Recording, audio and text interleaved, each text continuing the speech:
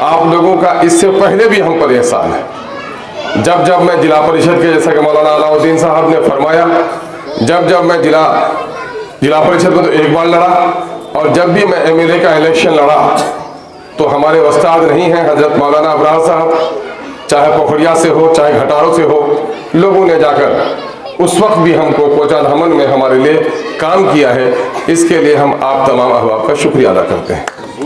मेरे भाइयों, शायद ये आपके लिए पहला मौका भी हो सकता है कि इलेक्शन जीतने के बाद कोई एमएलए आपकी बस्ती में शुक्रिया अदा करने के लिए आया हो।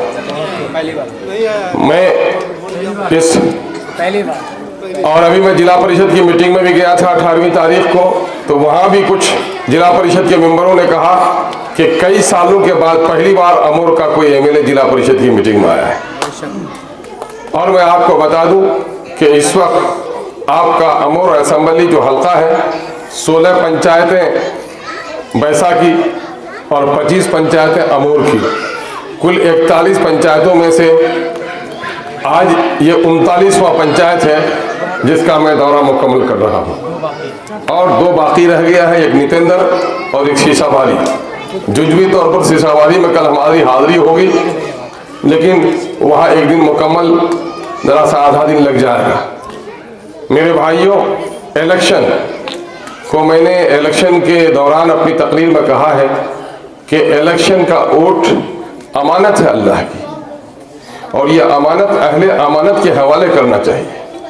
और आप सब कामयाब हैं कि आप लोगों ने इन 10-11 लोगों में मुझे अमानत का हकदार समझा, और अमानत जो शख्स रखे उस शख्स का बड़ी जिम्मेदारी है अमानत का बोझ उठाने वाले को कि वह अमानत का हक अदा करे। मेरे लिए जिस तरह आप लोगों ने मेहनत करके वोट दिया है, खुदा से मेरे लिए दुआएं कीजिए कि जो अमानत आपने मेरे हवाले किया है, अल्लाह तबारक व तआला उसका हक अदा करने की हमको तौफीक अता फरमाए। मेरे भाइयों, इस वक्त अमूर बैसा की जो बदहाली और दुबोहाली है, ये किसी की आंखों से छुपा हुआ नहीं है। अभी दर्जनों बस्तियां कटाव का शिकार है, हजारों लोग नदियों से कटकर बेघर हो गए हैं। आपकी बस्ती में तो नाले और नदी के पुल का मसला है, आप कटाव से महफूज हैं, लेकिन आप चलिए यहाँ मानंदा नदी के किनारे पीपल तरा से शुरू कीजिए, मिर्चान टोला देख लीजिए, काशीबारी देख लीजिए, चूनावारी देख लीजिए, सिरसी से होते डमड़ा हफनिया तक जाइए। जो जो बस्तियां नदी के किनारे में हैं, किसी में 10 घर, किसी में 20 घर, किसी में 100 घर कटकर आज वो बेचारे लोग बेघर हो गए। और यही हाल जो पश्चिम तरफ परवान नदी है, बकड़ा है, दास है, इसमें भी बेशुमार जगहों पर कटाव हुआ है और लोग बेघर बने हुए हैं। ये लोग अपने बेघर भी हैं, और हजारों एकड़ जमीन जो खेती की थी वो कटकर नदी में चली गई और तबाह हुई। इस तबाही में आदमी कैसे तरक्की करे, बच्चों को तालीम कैसे दे, बूढ़े माँ बाप जो बीमार हो उसका इलाज कहाँ से करा सके। नतीजा ये है कि समाज एक बड़ी तबाही से दो चार है। इस वक्त जो आपने वोट दिया है, ये अमानत जो आपने मेरे हवाले किया है, हम रातों दिन इस कोशिश में हैं कि आपकी अमानत का हक अदा करें। जिन बस्तियों तक सड़कें नहीं पहुंची हैं, सड़कें कैसे पहुंचेंगी? जहां पुलों की तामीर नहीं हो पाई है, पुलों की तामीर कैसे हो? हॉस्पिटल में डॉक्टर कैसे आए? स्कूल और मदरसे का तालीमी निज़ाम कैसे बेहतर हो? ये काम हमारा अव्वलीन फरीज़ा है, इस पर हमने तवज्जो देनी शुरू की है।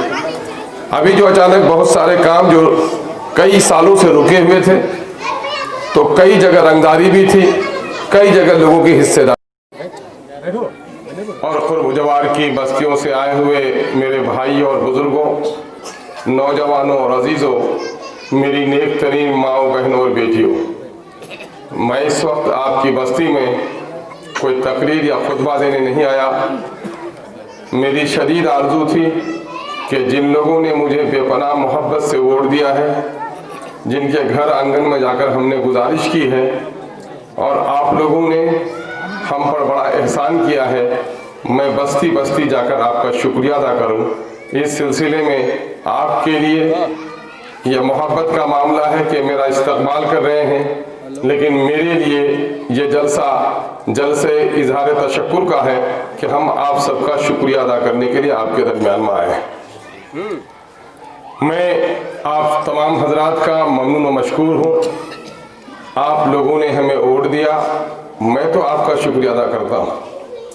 मेरी माओ बहनों का शुक्रिया अदा करना इस बार कुछ ज़्यादा लाजमी है कि आज़ादी से लेकर इस वक्त तक की जो तारीख रही है इलेक्शन की, सन 1947 में मुल्क आज़ाद हुआ और सन 1952 से इलेक्शन का सिलसिला शुरू हुआ और उस वक्त से लेकर इस वक्त तक की तारीख है कि औरतों ने अब की बार जितना वोट डाला है कभी इससे पहले नहीं डाला।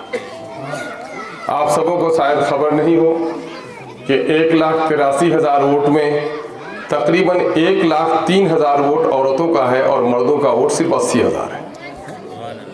इसलिए इन बहनों का और माओं का और बेटियों का इन्होंने आपने तो हाट और बाज़ारों में जाकर सभाओं को कामयाब किया, लेकिन पूरे इलाके में हमारी हज़ारों और माओं और बहनों ने रोज़े रखे, नवाफिल की नमाज़ें पढ़ी। मैं जब कुल्हिया इलाके में गया तो बूढ़ी माओं ने सर पर हाथ, चेहरे पर हाथ फेरकर बलाएं फेरी और कहा, बेटा तुमको घबराने की ज़रूरत नहीं, हम सब गरीब तुम्हारे साथ हैं। और अल्लाह का शुक्र है कि इन लोगों ने जो वादा किया उसको निभा कर दिखाया भी। हम इन लोगों का शुक्रिया अदा करते हैं।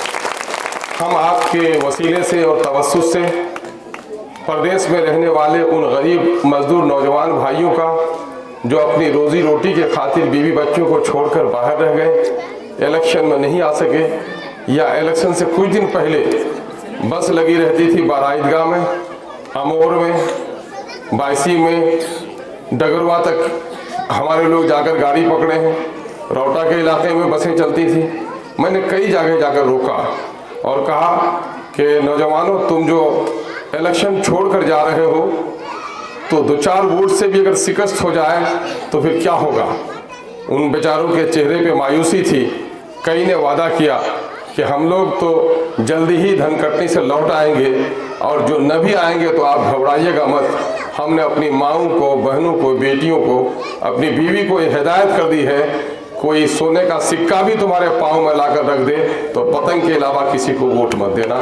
मैं उन मजदूर नौजवानों का भी शुक्रिया अदा करता हूँ और अपनी बहनों और बेटियों से गुजारिश करता हूँ कि उनका फ़ोन ना आए तो फ़ोन करके सेरा टोला के जो लोग हमारे मनी टोला के हैं और घटारों के हैं, उन लोगों को ज़रा सलाम अर्ज़ कर देना।